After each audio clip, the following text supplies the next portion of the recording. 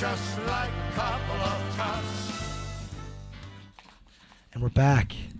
Going back from the fundamentals, what we just went over. Now we're going to go over in funding through education, military, and policing.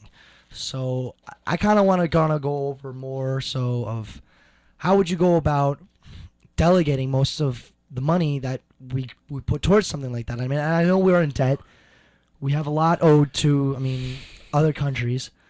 But more so, we will be spending this money in some sort of a manner. And cuts are going to show up. There are going to be large cuts that we're going to be seeing through education, military, and policing. My more so point of view is I think our policing state, when it comes to funding, should be cut largely. Only off the basis because all that funding should go towards more military and education. And what I feel about something like that is that we're looking towards more seeing how a military presence in other countries. Because we're at war right now, and that is a very real fact. We're definitely at war, and seeing how, if we put more delegation towards military spending, we can use our police state here in the States. We can use more what's left over from what we're retiring in the military to be able to be helpfully using what can be used in policing in the States. Because, I don't feel like we need a very strong national policing state. Now, when we move on to the military, I feel like there should be cuts. We should increase spending in our military because, those men need, because freedom is not free, and they pay the ultimate price when it comes down to it. But we need to look towards more seeing how we can delegate better funds throughout our military. Now, when we go back to education, on my point of view, we need to delegate that a little bit better as well through education, but more so in a sight that we look at what's more effective. We need to take more examples from European countries that are much more successful on a grand scheme of things. And I do feel like another big thing with military is also helping our veterans. And there's just unanimous amount of people that are just left on the streets, and we need to be supporting more veteran associations like the VA and the American Legion and the Wounded Warrior projects. And because once those people pay the ultimate sacrifice, we need to be able to make sure that doesn't go in vain. And I feel like America has done that in the past with its military people. And I know you have your opinions about Vietnam veterans, but those people did pay the ultimate sacrifice when it came to the battlefield, and they did fight valiantly when it came down to putting their lives on the line for their brothers and for the country that they love. And when they did return, it wasn't the most welcoming of returns, but it's definitely one of the most things that we need to look at. But I do want to kind of see how you kind of want to see the funding and where you want to go about something like this, and how you're going to see this in the presidential campaign of 2016. Well, first of all, I think that on the issue of education, that obviously education is critical to the success of this nation, that we need a well-educated peoples. But also, when we look at this, besides just having an increase of spending in whatever department you're talking about, you need a smart and you need a very smart and critical way of spending your money. And so, in education, I think that we have to get rid of the whole issue of, if you're teaching a public school system for X amount of years, you're getting X amount of money. Whereas there's a younger and smarter and brighter and more innovative teacher that's producing better results, not getting paid as much. So I think it needs to be result-driven to a certain extent. I think that you need more... To kind of tag along with that as well, I do feel like that college should be free for the student, no matter in any community college, because that is an opportunity that should be guaranteed to many people. And I feel like the value of a degree is really diminishing nowadays. Well, and I feel like that opportunity should be able to be available for most people, whether or not you want to go into a trade or you want to just learn simple business.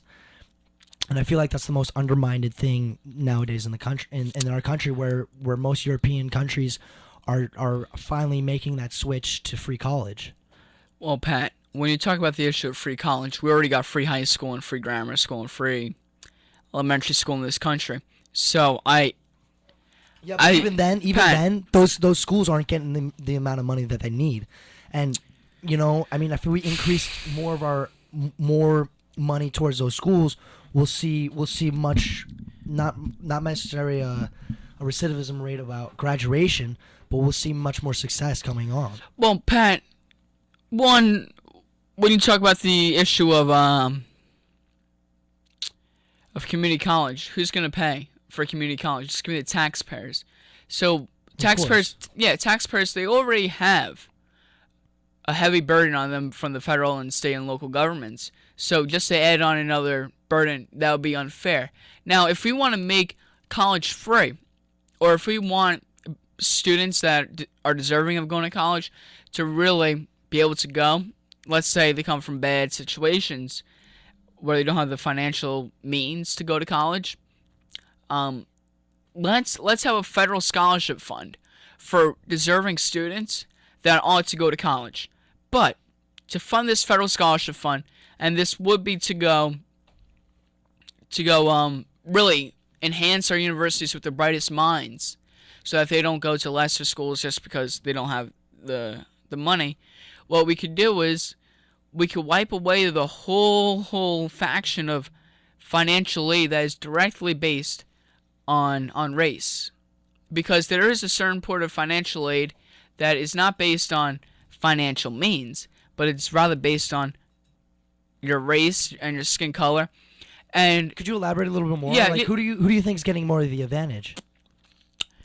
Well, obviously, it's people of color and minorities that are obviously receiving more of the aid through such institutions. Well, I'd agree with you on that fact. Yeah, only because they were so suppressed back in. Well, they were suppressed back in the 1800s and early 1900s, and for a very long time then. But that's history. Literally, that's history. And so for us to keep on footing the bill for that, it's unwise from a business point and also from a moral standpoint, because I wouldn't agree with you on a moral standpoint. Because what affirmative action in such institutions in society do is they undermine the qualifications of such people of minority race groups, whereas it says if you don't have this lending hand or helping hand, you aren't able to go get into such and such college or get such and such job.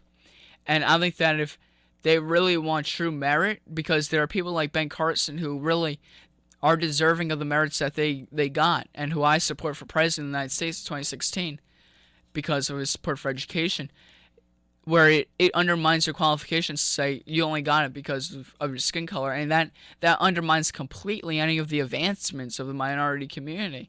And so if we look at it, we need our teachers to teach better, and we need our students to perform better. And also at the high school level, I would institute, and I'm calling on this right now to anyone who's listening, that we make a movement to go have more trade schools, because let's say you're 18 years old and you don't have the financial means, or you're not interested in going to college and learning Shakespeare, quite frankly, then what you do is, you learn to fix an AC vent, you learn to go fix a car, you learn to do such and such things. Yeah, you learn. And these are valued trades, so that you don't have to spend $100,000 in college and come out with no job.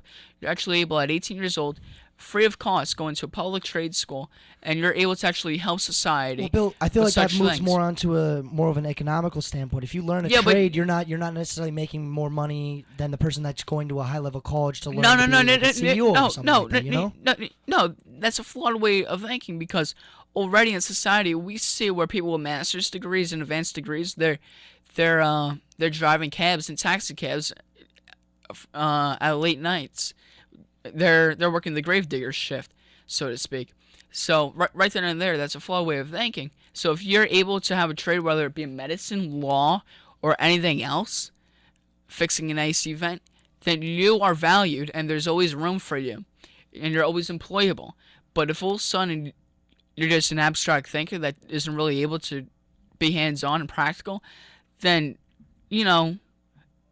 people might employ you when times are good, but when times aren't good, they're going to look at the necessities. And there's always going to be someone to take out a tooth, to protect someone from going to jail, and to take out an AC vent or fix a car. No, and I agree with you on the issue of trade schools and all that kind of stuff. But more so, what can we see?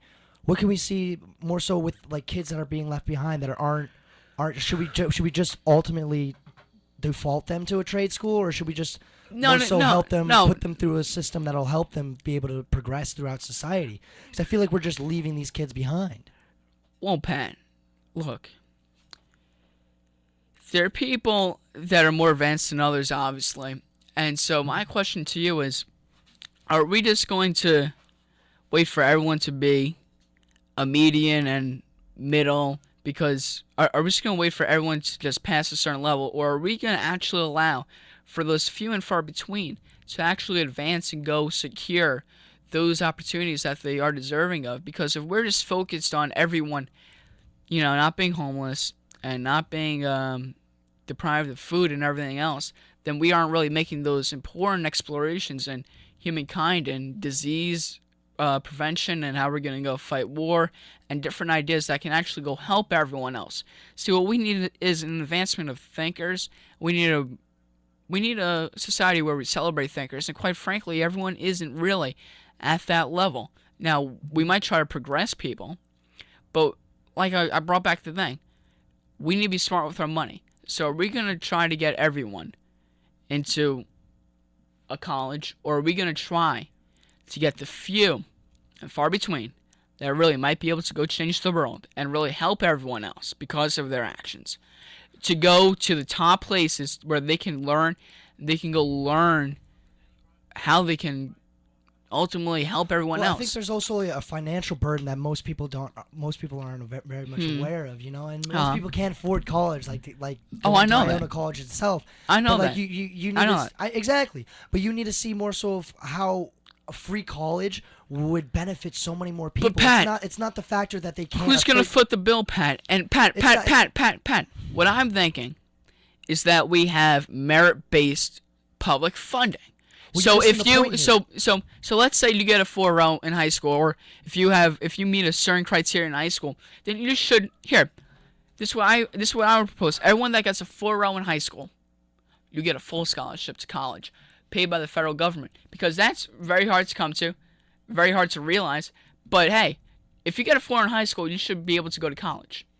But that doesn't mean that if you get a 2.5 in high school. Let me give you an example. A struggling kid who's trying to get up there, but he has to work throughout the day or some parts of the night to be able to help fund his families to be able to have food on the table. Okay. How do you go about something like that who doesn't have enough time to be able to put forth the schoolwork? Okay, let's say just attendance. Attendance is critical to success. Well, he can't attend if he's doing work. No, he can attend school. Now, remember... No, he can't. He's working. That's the example. If a child is very intelligent and willing enough to learn, how is he going to be able to show up to school? Legislation is not going to solve everything. And, no, it's not. But I mean, Pat, it's a very general way. But if we're talking about that, Pat, we have to start stressing education as an investment into the future, where people don't see menial jobs or jobs that pay minimum wage as the answer, because a minimum wage job is not going to be the answer. Investing in your future and going the harder route, perhaps sacrificing a cheeseburger at night and not eating dinner, but really investing in your future, and that's what happens to people that actually. I'm sorry, I don't think I follow. What do you mean? Like, so the child should not work to be able to fund it? Because we all need to eat. It's a natural human function. I mean, but how do you go about giving that kid the equal opportunity as someone who lives in a nice giant mansion and gets 3 meals a day? How is that person going to excel if he doesn't have the opportunity to? Pat, no one ever said that. No, but how is that child going to excel if he doesn't have the opportunity to? Pat, it comes down to a matter of free will. That person has... I don't think free will has anything to do with it. No, it does, because that person has the choice to go work or to go to school. And okay, going to school... has a choice to die because of starvation or... Pat, we already... School. Pat, I don't see the connection Pat, here, man. In 21st century America, no one's starving. No one is starving in America. There are always homeless shelters. There are always charities. There's a $1 menu. You can pick quarters up on the sidewalk. No one's going to be starving in America. Now, that doesn't mean, everyone's going to be having, steaks that night. But, in America, no one's starving. It's a choice of their own. It's a choice of your own to go sleep on the sidewalk and not see charity and aid or work or employment or whatever. And I think we should really pick up after this break on the issue of whether or not how can we give every single kid the opportunity to be able to get that 4.0, to be able to get into that college for free. And I feel like that's the biggest issue. Pat, look, everyone isn't going to have the equal results. Equal opportunity, yes, but equal results, no. And it comes down to a matter of what you really want in life. It's not a matter of results. He's not given the opportunity. Pat, they are given the opportunity. You just got to choose what you really want in life. But then that's a life and death decision. Not really, Pat. Because so explain to me how that kid is. Pat, in 21st century America, no one's starving. There's always a $1 menu at McDonald's. There's always people that will lend a hand for the most part. There's always charities and homeless shelters that are out there. Most people don't recognize those opportunities. Yes, they do. Yes, they do. They're just too prideful. They're just too prideful to not go there. Well, then that's because that's they choose not to go to the charity, and they choose to go wait out on the streets. Well, then that's the opportunity cost that they're losing here. They don't see the No, they do see the opportunity because there are the opportunities. They just have too much pride to go say, I'm going to go to a charity for help. And so if you don't choose to go to a charity for help, then hey, you might. And most of those times, those charities turn them down. Because for the most part, they don't. To school. They need to learn. They need a healthy meal. And if you look at schools like in France, you see how eating right affects how they go to school and whatnot. But Pat, there's just not enough money to go around to make sure that everyone's having their green veggies at lunch and nice apples and oranges in the morning and the right grains at dinner. So Pat, for the next topic, we can continue the education issue for the next show, but you did bring up two other interesting points: the military and the police. And I think that's an issue for the next segment. So for the next segment, I'd like to do that, but next show, I'd like to expand on our issue of education. I agree. Thank you very much.